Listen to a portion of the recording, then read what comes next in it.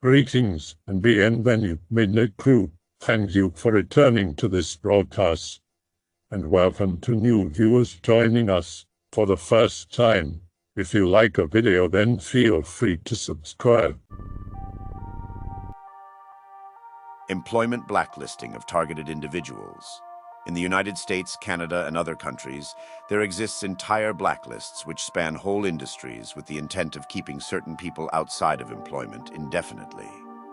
It's even easier to have a system like this nowadays, considering how many larger companies are beginning to use AI to sift through applicants. Targets who submit applications digitally will have their resume deleted by spam filters. In person, the resume will simply be discarded. There are few instances where a target is ever able to be interviewed. However, in some cases, this will happen to either keep an illusion of normalcy for others or to screw with the target's head, as it's incredibly easy to make a person believe that there is something fundamentally wrong with them if they can't seem to get hired anywhere, despite their best efforts. In the rare cases of a target accidentally being hired, they will be abruptly fired within a few days and escorted off the premises with security guards or even police presence to create a scene. Their employer may then create a narrative as to why the target was fired to justify it and move on from the incident. Sometimes an employer will be allowed to hire targets as brief disposable labor, as they will only keep a target as an employee up until the end of the probationary period, the length of which depends on jurisdictions. This often happens in seasonal work or at fast food places. Someone on a blacklist will have a long history of being unable to keep a job for longer than 1 week to 2 months. Anyone who is legitimately on a real employment blacklist will never have a job longer than this. To anyone else, it will appear that the target is simply unemployable or a shady character. But this is part of the entire targeting program in the first place, destroying credibility and creating additional hostility towards someone. This tactic is sometimes utilized as a last resort for targets who are high risk to the system, small-town corruption, etc. Just like how there are a myriad of reasons why someone becomes a targeted individual in the first place, there are numerous reasons why someone may end up becoming blacklisted from being employed ever again. What usually ends up happening to a blacklisted person is they will either end up on welfare or trapped in a codependent relationship with a spouse who they are financially dependent on, the latter of which happens to a lot of female-targeted individuals in general, and domestic violence is all too common in plenty of targeted individual testimonies one can find all over the internet. In extreme cases, the target ends up homeless. Once a target is homeless, they are essentially off the radar to most people, and unfortunately become background noise to most passerbys. The homeless are at risk of trafficking, murder, and accidental death, and targeted individuals will continue to be targeted even after becoming homeless. It's dark to think about, but this stuff goes on all across America. I'd even go as far to say that every single concentrated population area with more than 10,000 people has at least one person under some level of surveillance or community harassment. Blackmail is an excellent tool to get people to do what you want if you're a perp in the know or already enlightened. If that doesn't work, targeting campaigns will ensue and lead to crimes such as this. Of course, employment blacklisting is one of many common tactics used against targets. There is a reason why very few targeted individuals will end up owning a car or driving in general. It is pointless. You should also have noticed by now that the slave camps of the worker colonies are all being dismantled by the pharaohs, who this time have told us nothing about the end of the world and want to prepare for it secretly and alone, while keeping everyone else in the dark and in the end simply abandoning them and leaving them in the lurch. The elite no longer need our manpower because they have already had their security vaults built. They will simply drop what we call our civilization. That is why housing, food, and other essentials of existence have become unaffordable. They no longer need to keep us alive because the machines we have built for them will now replace us. Holy shit, this is me. I am clean-cut, have a good work ethic, do not smoke, drink, or do any drugs, no tattoos, and have never even been arrested, and yet have applied for literally hundreds of jobs. Out of the hundreds I have applied for, I can count the number of interviews I've had on one hand. Meanwhile, I know actual alcoholics, drug addicts, and ex-cons who never have any trouble finding work. WTF? Sometimes I will walk into a business that has a help wanted sign in the window only to be told that the position has been filled and they just haven't had time to put the sign away. Next day, the sign is still there. Why would someone do this? How could I have pissed off someone that powerful? These freaks hold grudges for eons. They also manipulate local groups such as the Masons, Block Parent, Community Watch Programs, HOA, Boy Scouts, etc., to turn people into perps to keep an eye on targets. A lot of people are involved in it when they don't even know what's happening overall. They gossip about targets and create narratives about them, and no one cares because it doesn't affect them personally. Meanwhile, the target is eventually disliked for 10 different reasons. Sometimes you can become a target simply by pissing off someone who's a higher-level Mason, or someone who's overly satanic. It causes a ripple effect from there, and in rare cases you end up on blacklists for jobs, housing, etc. Not a single target has adapted and grown from the abuse like I have. I took everything you threw at me and made it a strength or began working on making it a strength. You wanted to destroy me, in some ways you did. But you destroyed me in ways that are temporary. You inadvertently built a behemoth. I didn't even start breathing correctly until a year ago, LMAO. I didn't even have a smile until a few months ago. I haven't even started yet. There are few people my age that aren't taking exogenous testosterone, that feel the way I do, that move the way I do. You bit off way more than you were prepared to handle, and that's the problem. There is not a single man on this planet with my resilience that isn't on drugs or has rich parents. How do I explain to my mom that I am a targeted individual? I have had a few roommates in the past, and eventually they were paid to harass me, threaten me, and I had to abandon where I have been living several times. I feel if my mom understood, she would be a lot more sympathetic to why I have had to start over so many times. Every time I try to explain it, though, I feel like I come off as a lunatic. She doesn't understand anything about that sort of topic. If you know anything about targeting, you know the group I am talking about. I don't really want to get into it to avoid any further issues. I just want my mom to understand, but I feel like it's a lost cause. I used to Snapchat myself, getting gangstalked to my friends, so I have close friends that know for sure I am telling the truth. I also screenshotted my phone when someone was visited by them and they showed them a symbol of their group and asked for me by name. They deleted the screenshot off my phone, so my lack of evidence isn't totally my fault. And I did feel if I uploaded videos on YouTube, it would make the targeting 10 times worse. That screenshot was evidence gold, but yeah, they fucking deleted it. Fuckers. Anyone calling me schizo will be ignored, by the way. I am not schizo, and targeted bros know this. Not OP, but I did take meds and literally nothing changed. It didn't get worse or better. All the pills did was make me feel like shit.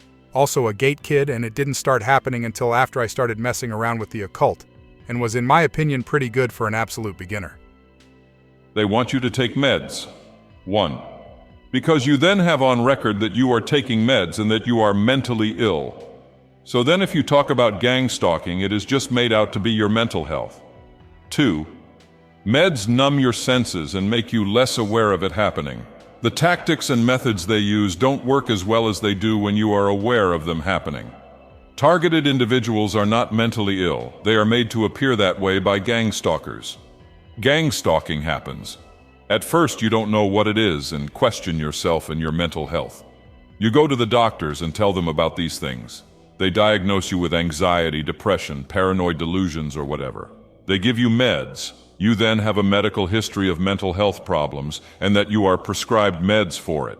You start taking your meds, you become less aware of the gang stalking, and you are more susceptible to the stuff they do. You are still aware that it is happening. As time goes by, you notice it more and more. Thing is, you are now known to have mental health problems and need medication for it. You try to tell people about these things, but they just put it down to your mental health and tell you to go see your doctor. The U.S. government is the largest employer in this country. Hundreds of thousands are federal workers, and the cleared workforce is likewise very large, with thousands of people in all kinds of agencies and fields of study with security clearances. Of the intelligence community, which are what the paranoid schizos here often think of when they talk about spies and glowies, is far from limited to the CIA and NSA, with at least 16 different federal agencies dedicated to particular types of intelligence work. Homeland Security, in fact, is the largest employer of intelligence workers out of any other branch. And these are the people who are going to be working within the country, unlike the CIA who, despite common paranoia, devotes almost all of their budget and work in the service of their primary aim of collecting and processing human intelligence overseas. Despite the misconceptions and fears and the actual scandals that have come out to the public over time, its foremost goal is always building a web of information and secrecy concerning foreign countries. That said, the amount of cleared federal workers is absolutely huge. It is not at all improbable that one would come into contact with one at some time.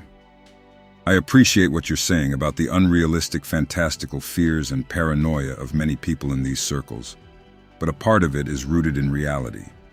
Think about the Zersitzung program by the Stasi in the Eastern Bloc.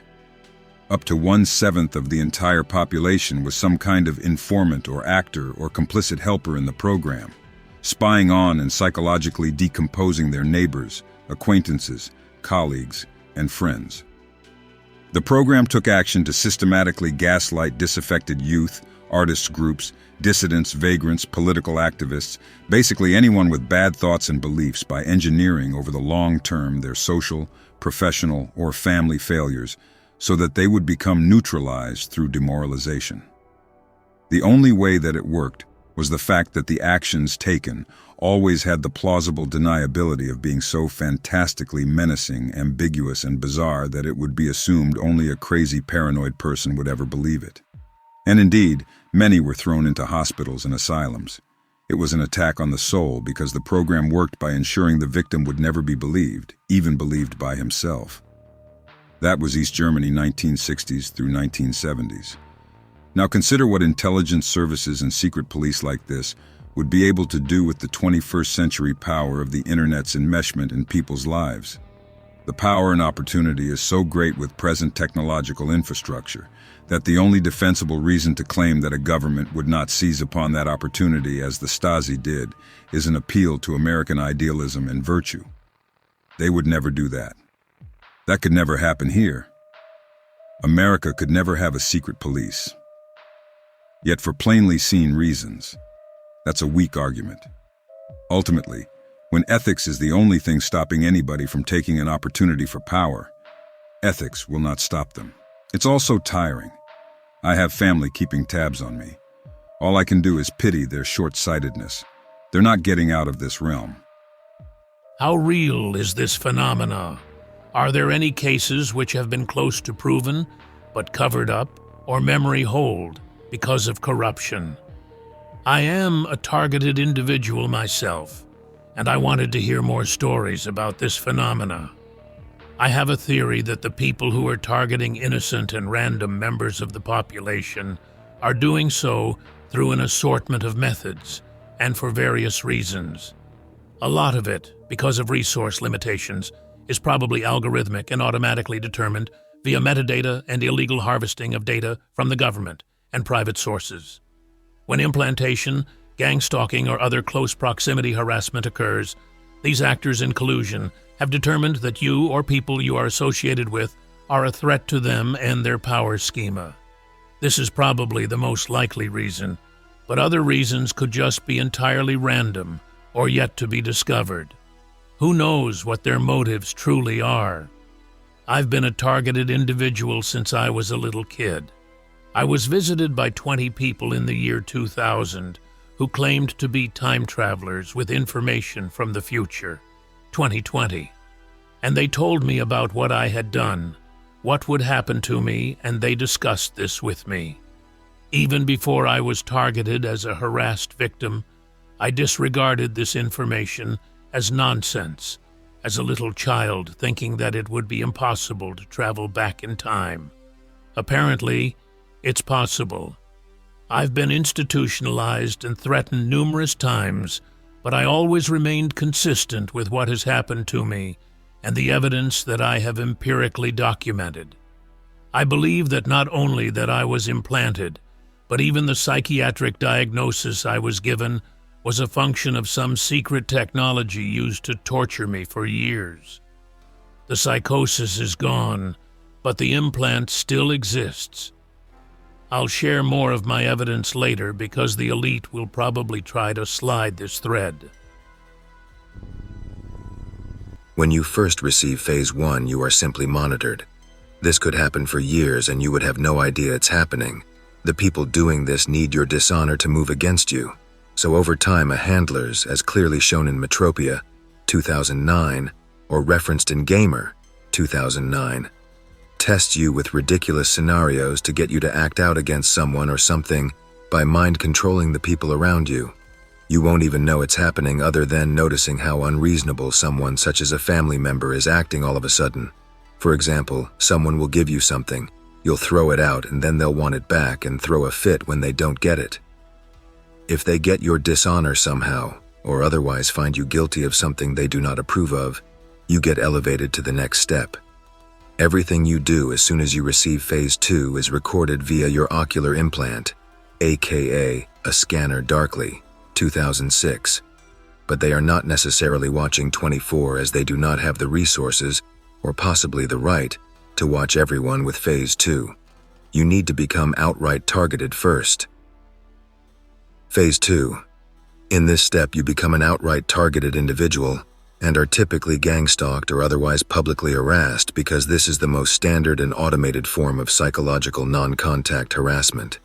This is when a targeted individual thinks the general public is organizing against them and stalking them wherever they go.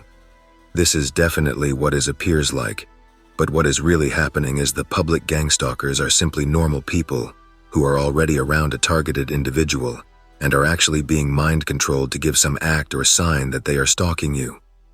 The public neither has the time, logistical skills, finances, or motivation to do anything productive at all. So the whole idea there are teams of gangstalkers is the most absurd idea ever. Not to mention this just started roughly a decade ago, just in time with chemtrail nanofibers by coincidence? I think not. The idea in this step is to get a targeted individual to act out against and hurt a so-called gangstalker, and thereby into so much dishonor that a handler and the people running the program are justified in acting against. For example, they may be arrested, which is the next step in this case, the targeted individual, or otherwise ruin their life. The targeted individual will always lash out and blame the gangstalkers or public at large due to a lack of understanding. Also see Ultrasonic, 2012, for a cinematic example of gangstalking. In the alternative, if a targeted individual does not understand what is happening and believes they are going crazy, this instead will be amplified by the handler. Family members will suggest a targeted individual should see a doctor or have mental problems. Whenever a targeted individual does this or identifies with it, it will be amplified by a handler and will be a unique false reality for that specific targeted individual. This is typically the game plan, but any unique scenario or false reality could be used against you. For example, if you are a priest, they may forego everything and try to trick you into thinking God is communicating with you. If you are a terrorist, Allah, you will believe it. You are also tested repeatedly in this step. Examples include if you hold the door open for people, do you help a stranded motorist? Do you help someone who needs some spare change at like a parking ticket booth? Did you lie about X? Are you racist, etc.? Think of any kind of insignificant test that gives them the reason they desperately seek to hate you. Phase 3. If a targeted individual decides to educate themselves and figures out the gangstalkers are nonsense and everyone is being mind-controlled, the targeted individual gets elevated again to a final step and level. Sometimes a targeted individual is elevated to this step just for kicks. In this step, everyone, even a targeted individual's friends and family, are mind-controlled to appear in on it. The purpose of this step is to get a targeted individual to think that their entire life is being controlled by the handlers. You better do what a handler is hinting you should do or else type of thing. They can completely control a targeted individual's life, but this is not what is happening. A handler will constantly create non-consequential problems for a targeted individual. The point is to make a targeted individual think a handler is in control when a real problem or opportunity surfaces. For example, A targeted individual doesn't get a job after going for a job interview. It must have been the handler that mind-controlled the guy, not to give the targeted individual the job. This could very well happen. This is simply the illusion they want you to think is happening, because it's an illusion they believe it is justified. In this step, and possibly step 2 also, they actually help you too. For the harm being levied against you, they use mind control to help you if you can wrap your head around it. For every problem created, they must create an opportunity to help you too. They are trying to keep a balance. It is done very poorly. This and everything being done is ultimately unlawful, as in veto beneficium non datur. No one is obliged to accept a benefit against his consent. The help provided is never anything that would not happen eventually anyway, so a targeted individual in essence gets nothing of value at all. In this stage, a targeted individual is typically physically assaulted in various ways, including sleep deprivation and having their body randomly hurt to increase instability and confusion. I've been getting gang-stalked for decades, since the mid-'80s. The first I started noticing the gangstalkers was around 1994, 2 years after I got diagnosed with schizophrenia after an alien abduction. I started to see people following me and acting strange, like they knew me really well, but I thought they were just following me out to get into my cars when all these weird things started happening.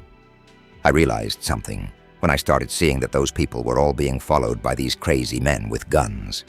And sometimes they would attack me with swords. It was like I was walking on a treadmill. I figured if I had something to lose, I don't. I should use that thing to gain something. I've never been wanting to in Hero, so I never thought of that as a danger. But as soon as I started learning that they would have guns, I realized something special was happening. They were not going to kill me, but I'd be dead, and it was just like a dream come true for me.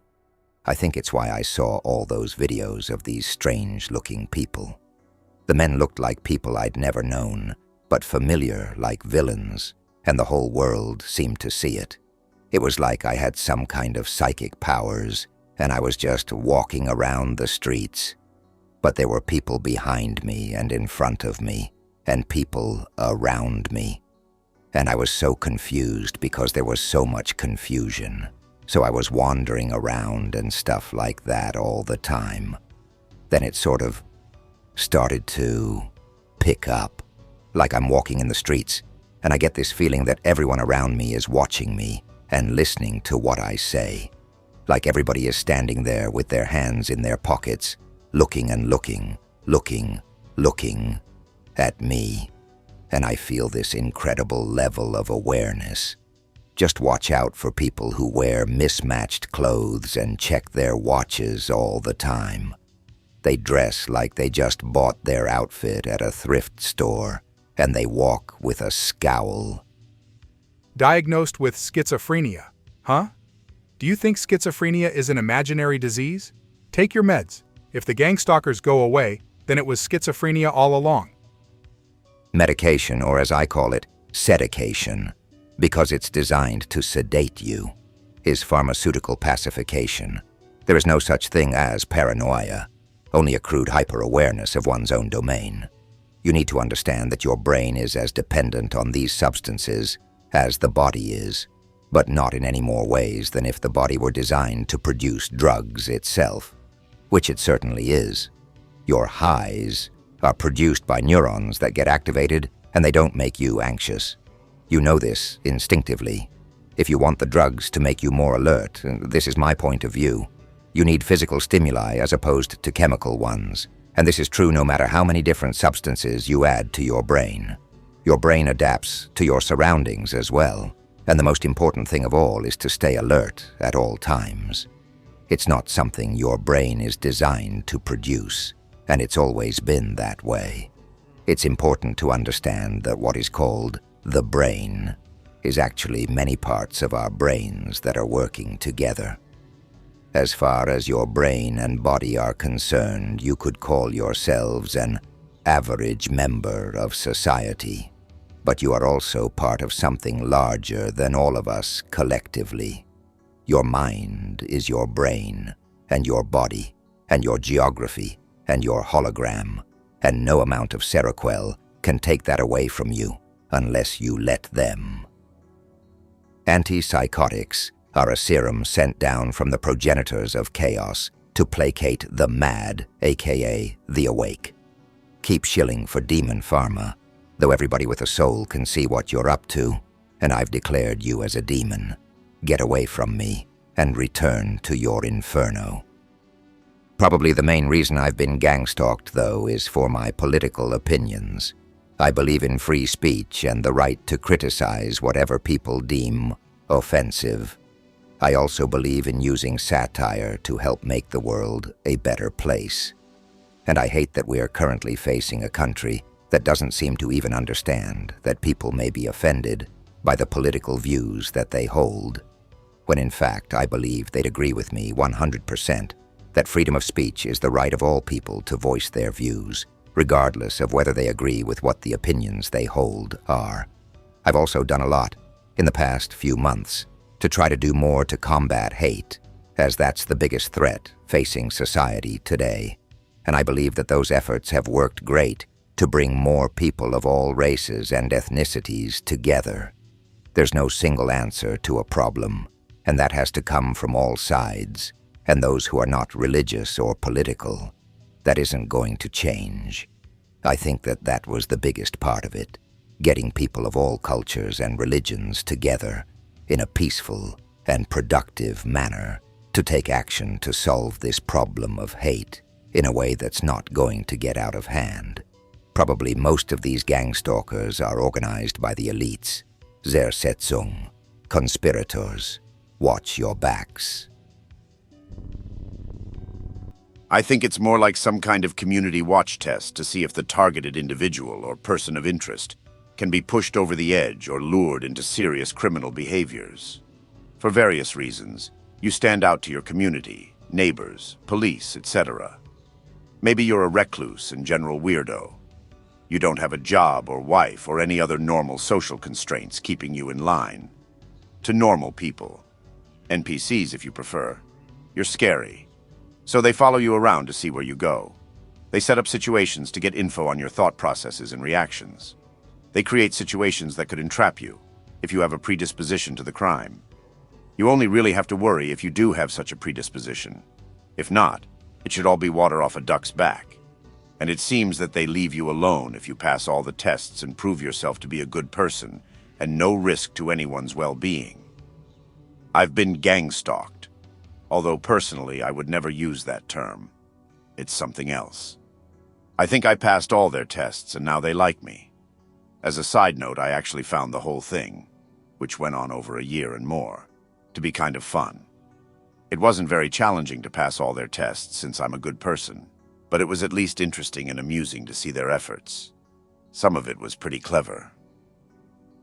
You can earn people's trust by being consistent, stable, sane, responsible, helpful, agreeable, non-confrontational, cerebral and intellectual, above and beyond base physical instincts and passions, non-violent, open-minded, able to see and think of all perspectives at once, caring and concerning, friendly and funny, going out of your way to do good for others, having in-depth real conversations, and letting people see your real inner genuine self, avoiding bad people, minding your own business, and so on.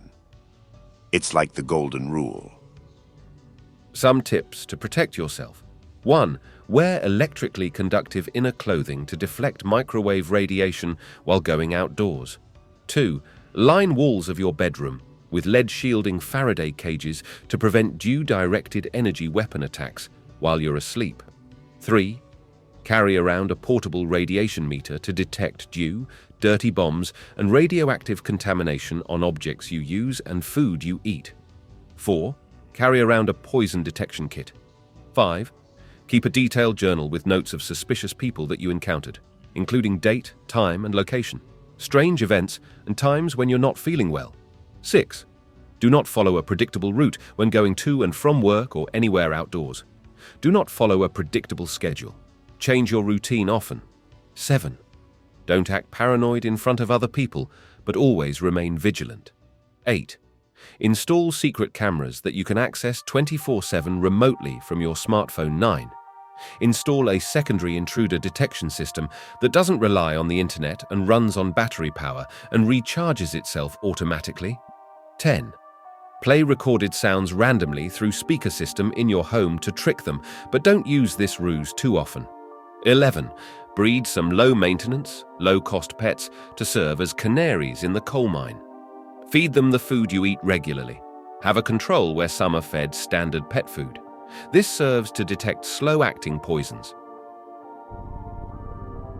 This happens to me too. I feel like there are people who can read minds. I once went to apply for a job, and prior to getting there I had a discussion with my mom about how a degree isn't always necessary to land a good job, and how a graphic designer who learns on their own and makes great art would most likely land a good job over one with mediocre work and a degree. So I get to the store and the manager takes me to the back. She tests me to see if I know the basics of the products that they sell, which I did. Towards the end, though, her personality completely changed, and she mentioned how I looked like someone who'd be good at graphic design while looking at me straight in the eyes with a blank face. I kept my composure. About a year later, they shut down because apparently they weren't paying certain companies the proper amount of money that sold their products there. This is one of many accounts that has happened to me, strangers knowing more about me than I think. Although I'm a targeted individual and I am 100% well aware of this, and its shock value and terror factor has completely subsided, and I've grown thicker skin because of it. And for the record, I didn't get the job, obviously. They seem to want to keep me in a low position. The way she looked at you with a blank face sounds very similar to what happened to me earlier today. Maybe it's possible that complex ideas can be conveyed through facial expression and body language, although I wouldn't know how such a mechanism would work. Look, I don't know your life, what you've been through, or what you've experienced, but I will say this. Don't let this stuff get to you. If left unchecked, it can be a great detriment to your life. Please, this is a good way of realizing there's more going on in this life than what is currently presented through our limited human senses and perception. But remember to do all you can to hold on to your sanity. Don't let these things get to you. Don't let them destroy you. God bless. I hope that you enjoyed tonight's broadcast. If you enjoyed tonight's story, then please subscribe to the channel, as more green texts will appear daily. A new broadcast will appear when the clock strikes midnight Central Time.